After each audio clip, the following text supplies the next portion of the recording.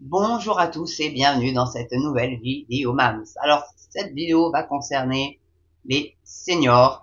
Donc, une grande partie des personnes qui me regardaient, hein, c'est 60-65 plus même.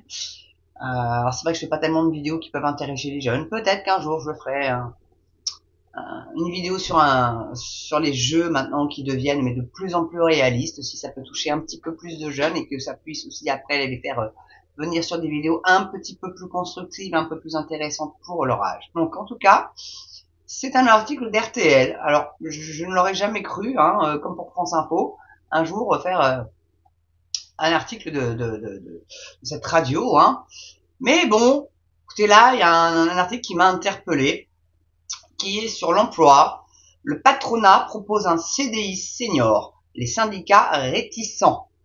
Dans le cadre de la négociation qui vise à augmenter le taux d'emploi des seniors, le patronat avance l'idée d'un CDI spécial. Ça va être quoi le délire, à votre avis? Parce que, bien évidemment, comme l'âge de la retraite recule à 64 ans, va bien falloir faire bosser ces gens-là, parce que ça coûtera quand même plus cher de leur verser un RSA, en plus de leur retraite. Encore que, bon, ça sera minimum, hein. Je pense que quand vous avez votre retraite, bon, ça va être enfin bon, c'est en fonction des revenus. Ça sera une misère, bien évidemment. Mais les seniors coûtent beaucoup plus cher à l'emploi. Donc, comment vous allez inciter les patrons à embaucher plus de seniors, puisqu'ils vont, eux, devoir payer plus de charges salariales?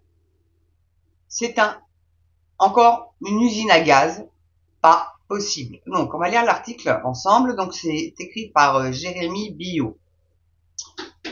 Donc il a été publié le 15 février 2024, donc c'est plutôt assez récent.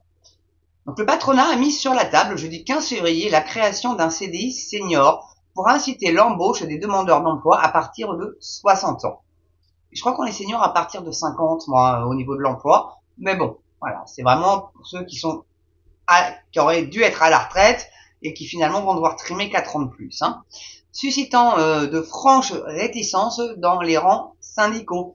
Patronat et syndicats étaient réunis au siège du MEDEF dans le cadre de la négociation qui doit notamment permettre d'augmenter le taux d'emploi des seniors. Le gouvernement a fixé l'objectif d'un taux d'emploi de 65% à horizon 2030 pour les 60-64 ans, contre 36,2% en 2022. Marrant, hein, il y a la réforme des retraites qui est passée par là entre-temps. Donc on a proposé de créer un CDI senior pour les demandeurs d'emploi, pour permettre aux salariés âgés ayant perdu un emploi de revenir plus facilement sur le marché du travail, a expliqué le négociateur du MEDEF, Hubert Mongon. Mongon. Pas de oui, ça doit être Mongon. Ce contrat incitatif à l'embauche, qui s'ouvrirait à partir de 60 ans, plutôt potentiellement en cas d'accord de branche, doit permettre d'accompagner le salarié jusqu'à la retraite, éventuellement en cumulant ce CDI avec l'allocation chômage différentielle s'il est moins bien rémunéré par rapport à la précédente activité, a-t-il détaillé. Vous la voyez venir, l'usine à gaz, ou pas? Donc, il a mis en avant un avantage pour l'employeur d'avoir une visibilité sur la date de départ, puisque la mise à la retraite serait possible dès l'obtention des conditions de retraite à taux plein et non à 70 ans, comme c'est le cas généralement aujourd'hui. L'employeur pourra décider de continuer le contrat au-delà de l'âge du taux plein. Le patronat envisage aussi de revoir le régime social d'indemnité de mise à la retraite du CDI senior en supprimant la contribution spécifique employeur de 30%, a poursuivi Hubert Mongon. Une pancarte lourde à porter. Et pour éviter d'éventuels effets d'aubaine, un délai de carence de 6 mois serait prévu entre un licenciement et une réembauche dans la même entreprise. Dans les rangs syndicaux, cette piste du CDI senior, déjà incorporée à la réforme des retraites à la demande de la droite sénatoriale, mais rejetée par le Conseil constitutionnel en tant que cavalier législatif, a été plus que fraîchement accueillie. On est convaincu que ce n'est pas l'enjeu de cette négociation, a notamment affirmé Olivier Guivarch de la CFDT. Cela n'aura pas d'impact sur le taux d'emploi, et c'est contradictoire avec le fait de dire qu'on veut lutter contre les stéréotypes.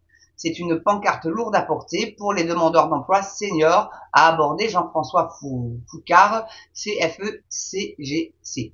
Tandis que Nathalie Bazire pour la CGT s'est prononcée contre le nouveau contrat qui ne nous va pas. Ah mais oui, mais alors, quid des jeunes qui cherchent du boulot? Parce que si, c'est bien gentil de vouloir faire bosser nos seniors à partir de 60 ans, hein, mais je pense qu'ils ont déjà bien trimé toute leur vie, ils ont le droit à vivre leurs 20 ou 30 ou 40 ans de vie, hein. Après, ils peuvent devenir centenaires, hein. Pourquoi pas? Ça dépend de la santé, tout ça. Mais honnêtement, les jeunes qui sont des forces vives, qui eux, pour le coup, coûtent moins cher en charge salariale pour l'employeur, et qui cherchent du boulot, qui veulent bosser, qui veulent pas vivre du RSA, qui veulent pas vivre du chômage, etc. On fait comment pour eux? Bah, surtout qu'ils n'ont pas le RSA. Le RSA jeune, ça n'existe pas. Il faut avoir 25 ans. Il faut déjà avoir trimé avant. Donc s'ils sont pas embauchés, ces gamins-là, qu'est-ce qu'ils vont devenir? Des clodos? Donc moi là, réellement, moi, ça me pose un gros souci. Alors, s'il y a des personnes âgées qui sont volontaires pour bosser, qui ont encore la santé pour le faire, parce qu'il est bien évident qu'on va pas aller les coller à l'usine, à soulever des charges de 30-40 kilos, ça serait plus dans l'administratif, ou éventuellement en caisse, dans des supermarchés où ils n'ont pas besoin d'aller mettre en rayon, parce que maintenant, il faut être quand même plutôt polyvalent, hein. Enfin voilà, c'est des postes quand même bien spécifiques pour nos seniors. Donc, mais les jeunes, vous en faites quoi de la force vive? Moi, je suis désolée, à 60 ans, on mérite de se reposer d'après avoir bossé plus de 40 ans. Je suis désolée. Je suis désolée. Sauf ceux qui ont fait des études supérieures, ou là, comme Monsieur Zemmour, hein, par exemple, qui veut faire trimer tout le monde jusqu'à 67 balais.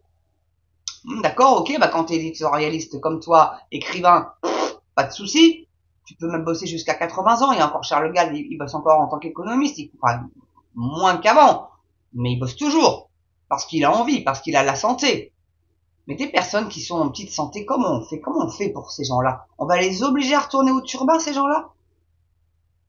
Moi, c'est bien et c'est pas bien. Si la personne est en bonne santé, si elle est volontaire, si elle a envie de retourner dans la vie active, why not? Au contraire. Au contraire, ça permettra de lutter contre l'isolement des personnes âgées, mais toutes les personnes âgées ne sont pas isolées, hein. Mais pour celles qui le sont, ça peut être quelque chose de bien. Mais les jeunes doivent aussi bosser, bon Dieu de bois. Si on commence à dire aux jeunes, non, non, vous laissez la place aux vieux, vous allez pas bosser, ça va devenir quoi après? Non mais vraiment, moi je me pose la question. Alors dites-moi dans les commentaires si vous trouvez que c'est une bonne idée ou si vous êtes comme moi. Tant qu'il y a la santé, ça va, mais si la personne a le dos usé par le boulot, la tête fatiguée tout simplement parce que bah voilà, vie compliquée, etc. On peut pas non plus obliger tout le monde à aller au turbin. Obliger plutôt les migrants qui sont sur notre sol, qui travaillent pas, qui sont tous au chômage, et c'est 45% des migrants. Hein. C'est énorme. Hein. Ils gonflent largement les chiffres pour l'emploi, ces gens-là. Ils sont dans la force vive. Allez les faire plutôt trimer, ceux-là. Mais foutez la paix à nos seniors. Laissez-les profiter de leur retraite. Pour des gens qui ont bossé plus de 40 voire 50 ans dans leur vie, foutez-leur la paix, laissez-les profiter, quoi. Voilà. Bon. Écoutez, merci d'avoir regardé cette vidéo. Je vous souhaite, excusez-moi, une belle journée, une belle soirée selon l'heure à laquelle vous la regardez. N'oubliez pas la cloche, le don, l'abonnement. Il y a 70 000 personnes qui me... Non, pardon, je rêve.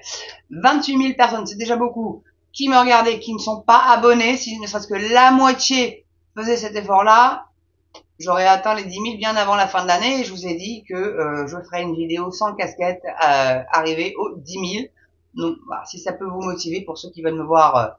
sans cette fichue casquette de baseball, j'adore, hein, bon, voilà, j'ai une tête à casquette, j'ai une tête à chapeau, mais voilà, si vraiment, il y en a parmi vous qui veulent me voir sans la casquette, et ben vous savez ce qu'il vous reste à faire, c'est l'abonnement, voilà, et puis le petit don, la souscription, hein, à hauteur de ce que vous pouvez donner. D'ailleurs, merci à tous ceux qui ont déjà sauté le pas, vous êtes 4 en tout, YouTube s'en prend une partie, hein, je vous rassure bien de ça, il se gêne pas, hein, bon, et voilà, c'est comme ça. En tout cas, merci à vous d'avoir regardé cette vidéo. Surtout, portez-vous bien et prenez soin de vous. Et moi, je vous dis à très bientôt pour une prochaine vidéo sur MAMS TV. À ciao.